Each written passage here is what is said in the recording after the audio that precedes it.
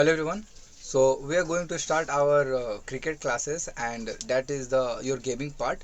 So as we are going to start from the way we are going to use the over in the cricket, as I had already just taught you about when a ball is said to be the loss. So we'll just start it from this part only. So let's see that how many ways we can give over to the bowler. So first of all, if there has been a one over will end, say at that time the player will change from the striker point to non-striker point. Okay, thereafter in the second point we can see that no bowler can deliver two consecutive overs, means one bowler can't do two times of consecutive overs. Thereafter we can see that once a bowler begin an over, he must complete it unless injured or suspended during an over and the ball is dead immediately. So it is impossible to get the other batsman during the same ball. Means if a bowler will start a bowling, so he must have to complete one over unless he is injured or suspended during an over, or if the ball is dead. So if the if the bowler is getting injured, so what happened, the ball is said to be the dead and the runs and over everything will become out. Okay, so what if a batsman out? So there has been another possibility during a ball, that if a batsman may get out, if a batsman get out, the out batsman leave the field and the next batsman in the team comes to bat. And that is the simple rule, that if a batsman will getting out, he have to leave the ground and thereafter the next batsman will appear at his place. Then we will see that when 10 batsmen are out, no new batsmen remain to come in. The inning is completed with one batsman remaining not out. Means in cricket there has been only 11 players. Among them, if 10 batsmen will getting out, so there has been no new batsman is there. So that's why we can say that all the inning is over and only one batsman will remain not out. So thereafter the next condition is, if the batsman come into bat in an inning is not fixed, the batting order may be changed by the team captain at any time. Means there has been a rule that only the team captain can change the numbers of the batting order at any time in the same inning. Okay, thereafter there has been some rules of the team, thereafter they can swap. The team which field first get to bat through an inning, when both teams have completed agreed the number of innings, the team which has scored the most run win. If both the team score equal at the end of the inning, the match is considered to be a tie. Means if the both of the team have getting the same score, same run, so at that time this is considered to be a tie. And what is a tie? Means tie means if both of the team have the equal number of equal number of score after completing the same number of innings also. After it we will say that what are the different types of occasion when the game should be suspended, means the game should be called as dead or it will be suspended. So first of all, bad weather, if there is a heavy raining or anything. Thereafter, if there has been any kind of terrorist attack.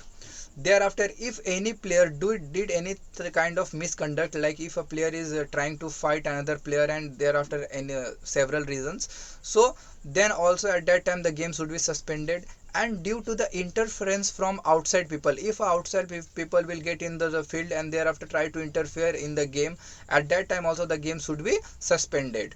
And there has been so many interruption and intervals are also present in the game, in between the game. So first of all, those intervals are, first interval is interval for the drinks, thereafter the second interval is for the lunch and tea, thereafter the third interval is for between the innings for the rest period. Thereafter, if a batsman will get the injury, so he will get his injury time as an interval. And thereafter the next thing is that when a batsman will get out and new batsman will come to the ground, that is also an interval in the cricket game. Okay, then we can see what is the scoring runs. When a batsman hit the ball during a delivery, he may score runs. A run is scored by the batsman running team when the popping crease crossing over midway between them. When they both reach the opposite crease, one run is scored and they may return from other run immediately. So how do we score run in a cricket? So if a batsman hit the ball, thereafter he will get a chance to run from this striker end to non-striker end. If the player from the if the batsman from the striker end will run to the non-striker end, and the player who was standing in the non-striker end will go to the striker end, thereafter it will be said to be the one run is scored, and after that they will do the same again and again for getting more runs also. Okay, and therefore thereafter we can see there has been some other types of runs, and that is 4 run, 6 run and a century. So what is a 4 run?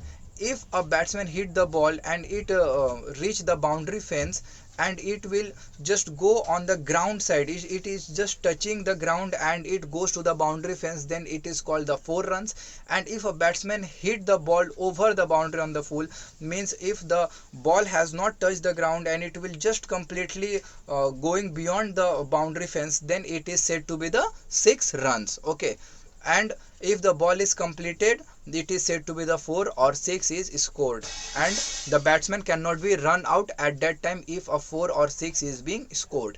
Thereafter there is another term, that is a century. So a century is said the term when a batsman scores 100 run without getting out. So that is the achievement in the game.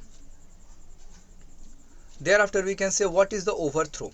Means it is an extra run scored by a batsman as a result of ball not being collected by a fielder near the pitch area and ball continues into the outfield again. The batsman may take more runs if the ball reaches the boundary or an overthrow. 4 runs are scored in the addition to the run taken before overthrow occurred.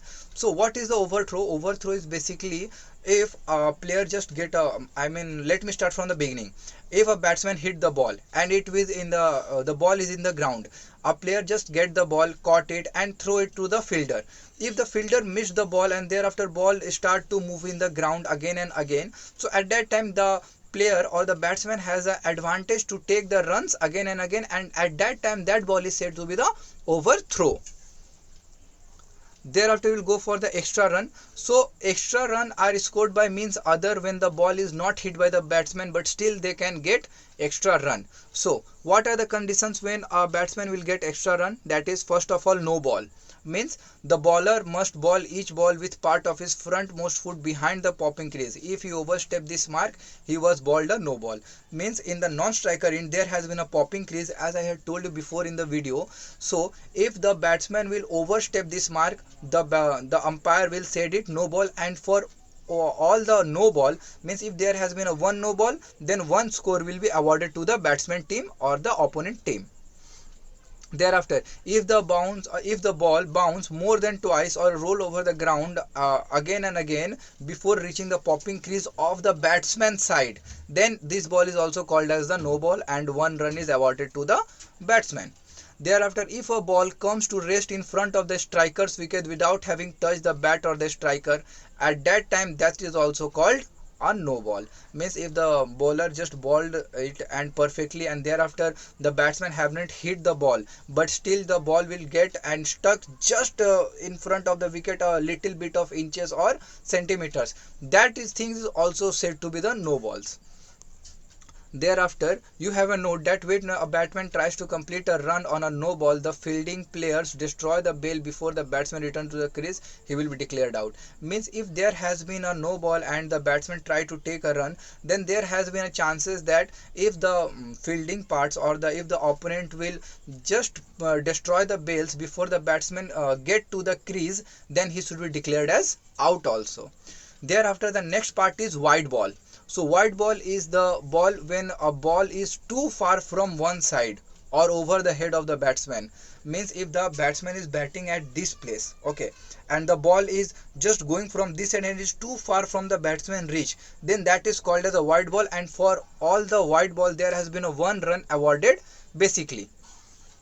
Thereafter we can see that there has been a byes and leg bye. So the bye is what? If a striker miss a ball and the wicketkeeper fail to gather it clearly, batsman may take runs, and these runs are called byes and are scored as extra. Means if the bowler just bowl and the bowler balls from the non-striker end, and it will just get to the striker point, and thereafter the wicket keeper is not able to catch the ball, and the ball reach beyond the wicket keeper and it is just flying in the ground. So that time the batsman have the opportunity to take a run, and that run is called as a is scored as an extra also. Then we will go for the leg byes. If the striker in attempting to play a shot deflect the ball with part of his body, the batsman may attempt to take a run. Such run are called by leg byes. If the striker did not attempt to play a shot with his bat, leg byes may not be taken. Means the leg bye is what, when a player is playing a shot and deflect the ball, and the ball is being deflected due to the body parts of the player. So at that time the batsman have the opportunity to also take a run, and that run is called as a leg bye also. Okay. So thereafter we can see that the ways of getting out, means what are the way when a player will get out, or we can consider it as a out. Okay, so first of all, the first rule is that if the bail have fallen off for whatever reason, the ball is still in play, and breaking the wicket must be carried out by taking out a stump completely out of the ground. Means if the ball is fallen off from the place, so that time it is said to be the out also. Okay, and thereafter we can see that what are the several reasons, and that is, first one is the caught means what, catch. Okay, so if the fielder catches the ball on the full after the batsman has hit it with the bat, so that time the batsman is said to be the out. Means let me clear it very simple language, that if the batsman hit the ball and the ball have not touched the ground yet, and a player just catch it, so that time he should be he should be said to be the out, as a batsman have to leave the field and the new batsman will appear thereafter. Thereafter bowled means what, if a bowler just bowled it and thereafter the ball had just struck and to the wicket directly from the bowler's delivery, so at that time it is said to be the bowled, and also the batsman have to leave the ground. Thereafter we can see what are the leg before wicket. Okay, so leg before wicket is what, that if a ball that would have hit the wicket, providing the ball pitch or would have been pitched in straight line between the wicket, even above the ball, bails, an umpire must adjudicate such a decision when the fielding team appeals the decision. This is a question asked to the umpire, usually in the form how's that, means how's that, and that is usually quite enthusiastic and loud. If the ball bounce outside an imaginary line drawn straight down the pitch from the outside edge of the leg stump, then the batsman cannot be LBW, no matter whether or not the ball would have hit the stump.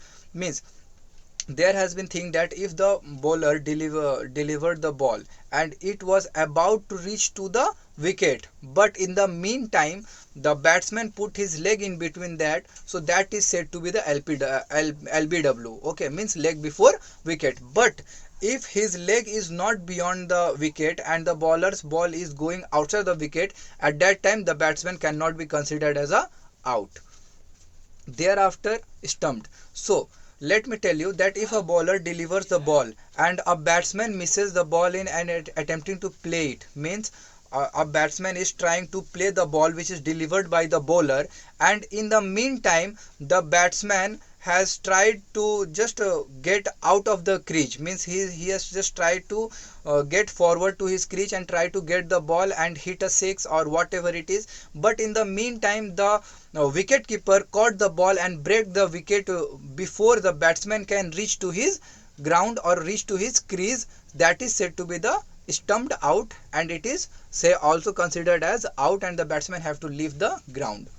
Then thereafter the another thing, that is the run out. As you people already know, as I had told you before also, that if the batsman hit the ball and thereafter they will get a chance to score a run by running from the striker end to non-striker end, and if in between them they will try to just move to the non-striker end or at the striker end, and they will unable to make it to the crease or the popping crease touch, they cannot be able to touch the popping crease. So if the ball just hit the wicket, that time he is said to be the run out. Then what is hit wicket? Means if the player just trying to hit the ball, and due to some circumstances or nervousness or whatever it is, he just hit the wicket with his bat or any of the equipments, even the helmets or spectacles, then there also the player is said to be the out. Thereafter, what is handling the ball? Means if the batsman can give an out under two circumstances: if the batsman intentionally touch the ball with one or both of their hands, not holding the bat without the permission of the fielding side, they can be dismissed. And the batsman will also be given out if without the permission of the fielder they return the ball to the fielder with their hands. Means the batsman cannot touch the ball, or batsman cannot handle the ball, because there has been two circumstances. That first one is the batsman intentionally touched the ball from his hand and without holding the bat, so at that time the batsman is said to be the out. And thereafter, the next thing, that if the batsman have not any permission from the fielder and they'll try to get the ball and give it to the bowler, so at that time also the player is said to be the out. Thereafter, what is obstructing the fielding? Means if the batsman has hit the ball and thereafter they will try to take a run, but if in between the run a fielder is trying to get through them and they had just throw the stumps or anything, and try to just sway the players away, so these are the things at that time when the bowler, when the batsman is said to be the out also. Means when the fielder cannot throw the stumps down with the bail. Thereafter, hit the ball twice. Means if the player, if the bowler has just delivered a ball and the batsman has hit the ball first time and thereafter the ball is not able to reach, then in the second time also he just get that time to hit the ball second time. Means the first time he tried to hit it, the ball just went on the crease or on the spot. Thereafter he just tried to hit the ball second time also, means that is called as a double hit. So at that time also the player or the cricketer or the batsman is said to be the out. Next time, that is the timeout. If the new batsman take longer than 2 minutes from the time the wicket falls is appear on the field, that also time the batsman is out. Means if the batsman is just clean bowled or whatever it is, and the new batsman is taking longer than 2 minutes, thereafter that new batsman is said to be the out also. Okay. So these are the things where I am going to close the chapter today. So we are going to learn several things from the next chapter, that is the appeal and other things also. Okay. So thank you.